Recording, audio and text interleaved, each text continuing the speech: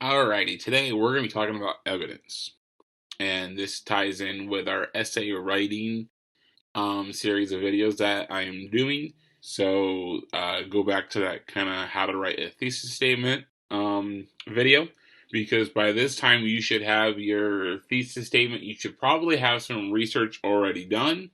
And now you just need to kind of figure out what kind of evidence to use and then also how to organize it. Some of this is going to be very specific to certain kind of essays. There's a lot of different kinds out there, so you're going to find the ones pieces of evidence and find the organization style that works best for your essay. I'll try to give you some pointers, try to give you some advice, but it's going to depend on your writing style and also what your teacher is expecting as well. Always keep your teacher in mind as you are writing. I have done this into two different parts, so if you need to take a break between part one and part two, do that. Don't watch this video all at once. I don't think it's going to take that long, but you never know with me. So, this is part one. So, evidence types and the styles of kind of different kinds of evidence that you can have and what an evidence should look like in your essay. So, let's just start with the first question of what actually is evidence. And it is the different ways that you can support your thesis statement and your topic sentences within your essay.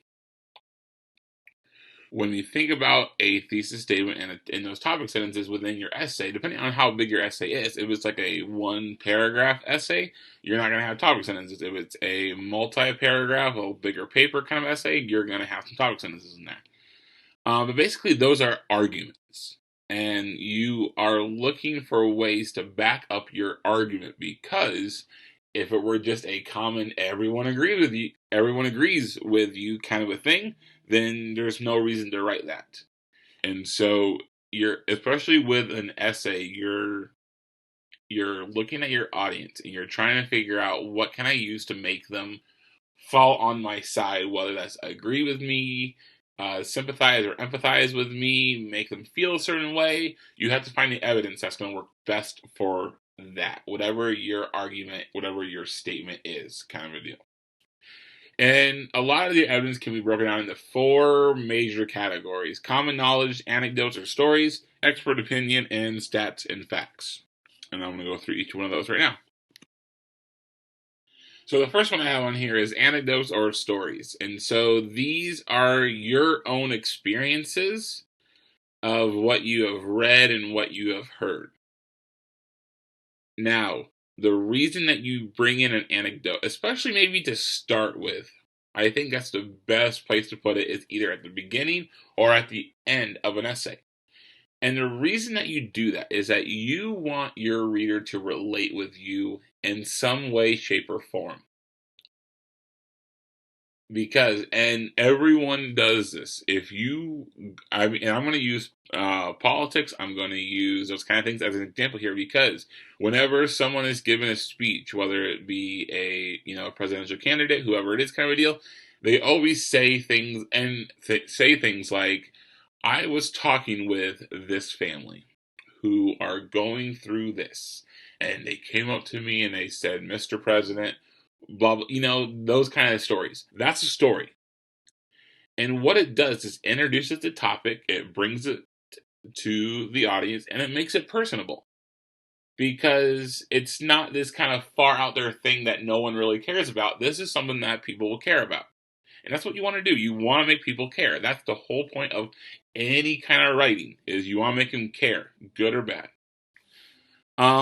There are certain essay styles where anecdotes can be the main source, but usually not. Usually, you start with an anecdote and then you get into your meat and potatoes. It's kind of a hook. It kind of gets your reader into your essay.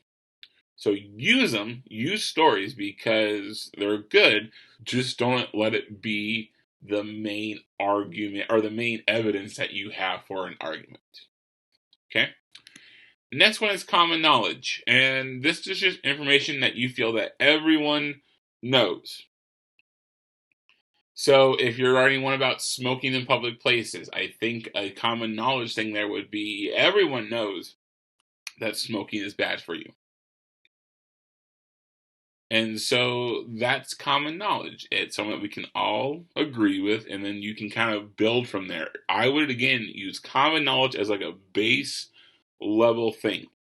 Because if you're going to make a connection between that common knowledge statement and then other facts and stats and arguments, then everyone kind of agree with you on one part. They're going to kind of go with you on that journey through your essay throughout the rest of it. And again, it allows people to be on the same level. It allows people to understand where you're coming from and able to understand your essay, whether or not they understand the later part of it. And that's more on that later on.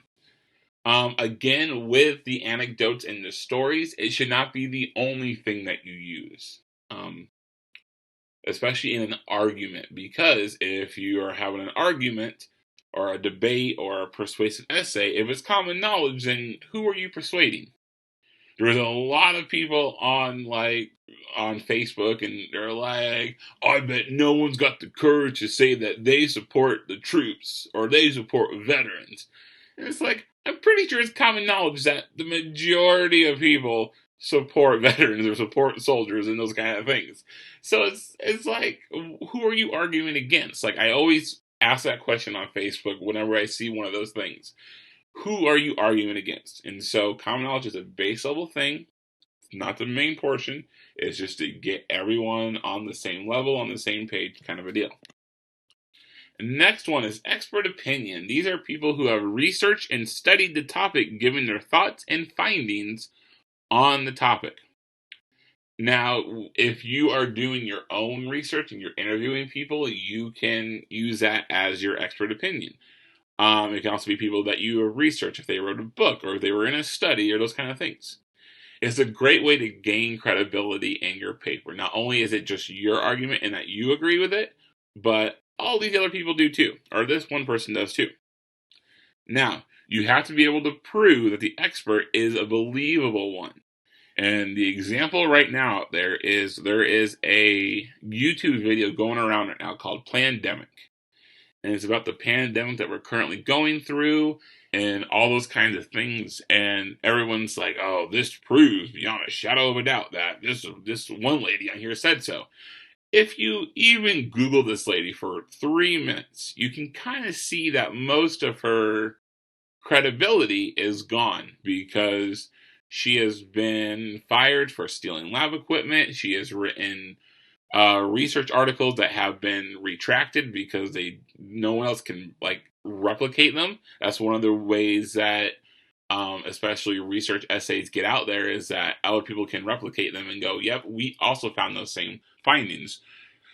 So you got to trust the people who are doing it, and that might require you to do a little bit of research and making sure that they're credible on the subject. It might have you in your actual essay say what their title is, kind of a deal.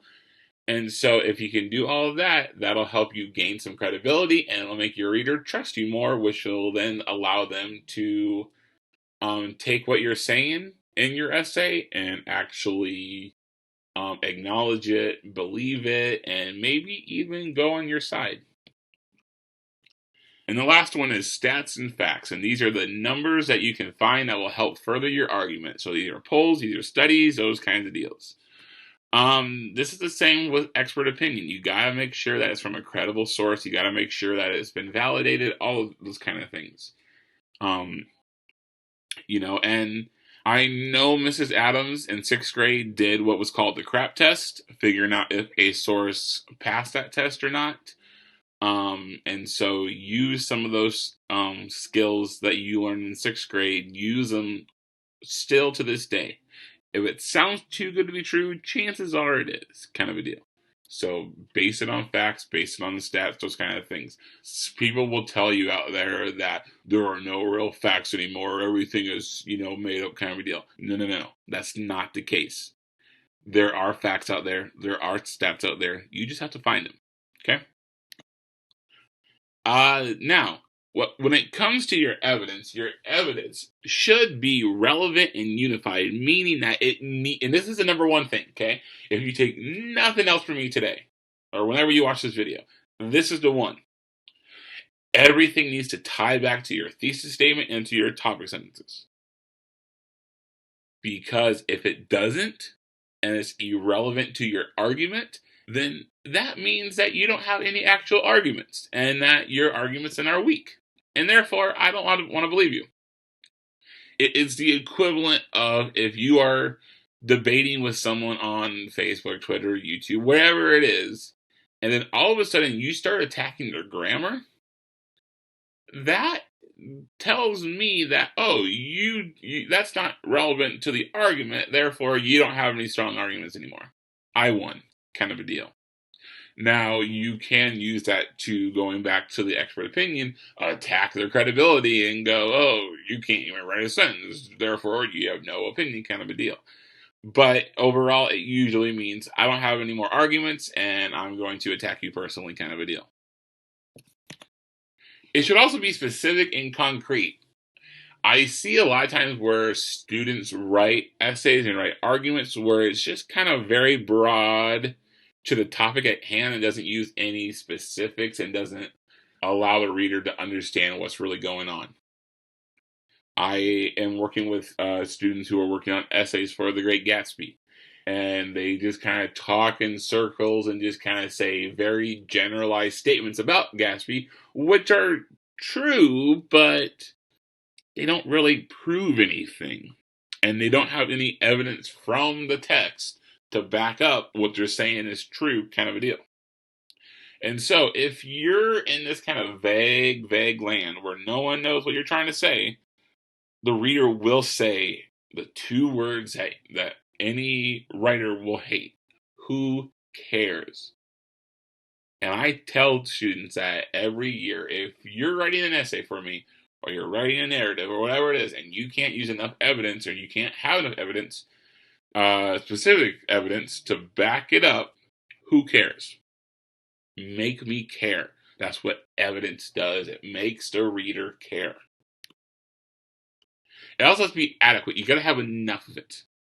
Especially if you're doing an argument, if you're going to argue why students should be allowed to go home for lunch and drive home for lunch or drive the short stop or whatever, you better have more than one argument or more than one reason for doing that.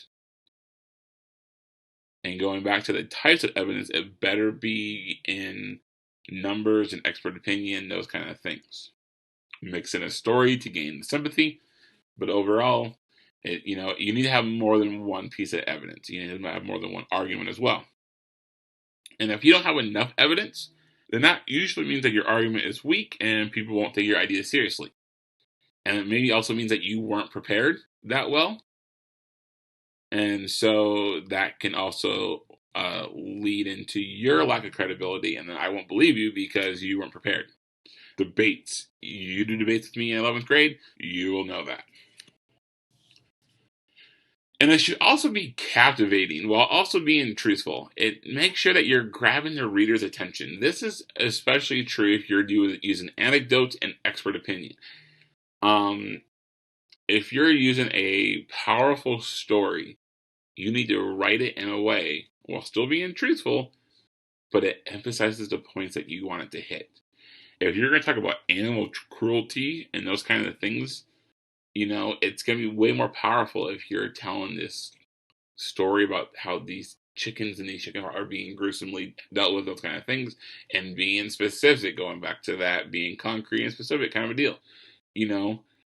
Is going back to that show and tell kind of an idea. Is it better to show that and get the reader's sympathy and show it through words, or to tell about it? Use your words well, okay? And it'll help you out, okay? And again, cannot emphasize this enough today. You need to make the reader feel. You gain more support using emotion. That has been proven by scientists everywhere. You gain more support. You gain more credibility by using emotion. That's how people react to things. That's why false information gets spread across Facebook and YouTube and Twitter and everywhere else. Because people react to it emotionally without looking for the evidence behind it. And then they just share it. And it becomes a cycle kind of a deal. So you use that emotion to your advantage while being truthful still, though. Okay? So that was part one. So go take a break, go stretch, go do all that kind of stuff, and then come back for part two, which is how to organize your evidence. Okay? And welcome back. I hope you did. That was stupid. All right. Part two, organization skills.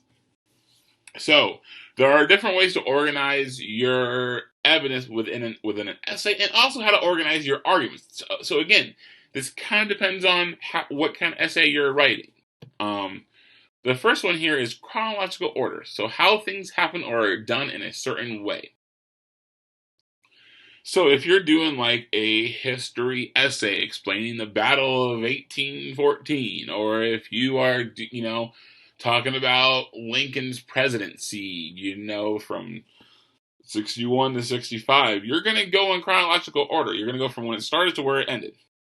If you're going to do a narrative about the high school experience and some tips and tricks along high school, you might start ninth grade and go up to 12th grade and go things that you learned along the way, kind of a deal. If you're learning step-by-step stuff on how to make something, first you do this, then you do this, kind of a deal. That's another chronological order kind of a way of doing it. And also cause and effect. So because all these things are happening in this order, this is the result of it. All these things are chronological order. Now, down here in this area is some words that you can use in your essay to transition from one piece of evidence to the next, or from one argument to the next. So you can talk about first, second, third, or firstly, secondly, thirdly. Those are words. First, next, then, after, and then cause and effect, of course, because, then, or if, then, those kind of statements. Okay? So that is chronological. Next up is spatial. Spatial is how things are organized in a certain location. This is usually done with descriptive or explaining essays, not so much argument, because argument doesn't usually have a spatial thing. It's more of an idea. But if you are using a piece of evidence, like a personal story or whatever, then you might use this approach. Just make sure that your approach is systematically done. Let's just say you're describing a tree, and you start up at the top with the top of the tree, you then go from top to bottom. You don't go at the very tippy top and then go somewhere in the middle, then go back up, then go to the bottom. You don't go all around kind of a deal. Or if you're explaining how your room looks, my room is my favorite place in my house. You might start with you walking in, and then you might start at your left and talk about everything on your left, and then you go around the room kind of thing. You're not going to go like left, right, top, bottom. You're going to kind of go in a way that makes organizational sense. Go in a way that flows nicely. It doesn't confuse your reader, because if you go from left to right, and you're using all these kind of words to kind of try to do it, it's going to confuse the reader. Okay? So direction words are your transition words here. To the left, to the right, above, bottom, top, those kinds of words are used for this one. Okay? So depending on what kind of essay you're writing, spatial approach might be a good one for you. The next one is the emphatic approach. This is about emphasis on your pieces of evidence. And this is best for argument essays, because you might want to go from the least emphatic or the least important, or one that is going to make the most impact, to the most impactful one. And the key here is that you want to keep your most powerful, impactful information at the end of your essay, because every study shows again that the audience, the reader, whoever it is, remembers the last thing you say. If you're trying to win a debate, your mic drop moment should be at the end, not somewhere in the beginning, because then you got to pick up your mic and keep going. So make sure it goes at the end. You go from minor to major information, and some words there to use additionally, furthermore, besides, those kind of words for this one. And then the last one here is simple to complex. You are going from a more simple idea to a more complex idea. If you're trying to tell me how something works, or how something was done, or how something is made, you might start off with the more simple ideas to get your readers up to speed. This is where that common knowledge comes in. This is also where your anecdotes and your stories come in, because if you can, that's usually a simple way to start. If you're trying to get to school to, remove the asbestos from the attic, I have no idea. You're not going to just start with what asbestos is. You're going to get us into what it looks like and how it smells and those kind of things. So that way we know, like, oh, yeah, I have seen that. And then go into what is asbestos, kind of a deal. This is good for arguments and explaining, and it kind of uses a mixture of all the other words that we use for complex, because you might have to go chronologically. You might have to go minor to major. It just kind of depends on which one you're doing. So, by now, for the videos, we talked about thesis statements and how to write a thesis statement, and now we're kind of figuring out, okay, what kind of evidence do I use, and then in what kind of order do I put the evidence in? I think the last video I was gonna do a video on where to publish your work, kind of a deal. I think I'm going to change that to actually how to write a paragraph kind of a deal and how to write your essay, and so I'll be looking for that one here in maybe next week, and then I'll maybe do the editing, revising one. I don't know, all up in the air. So, but thank you for watching. In the Loom comments, you should write down your name so I know that you did, and I know that you watched this. So, all right, great. Thank you.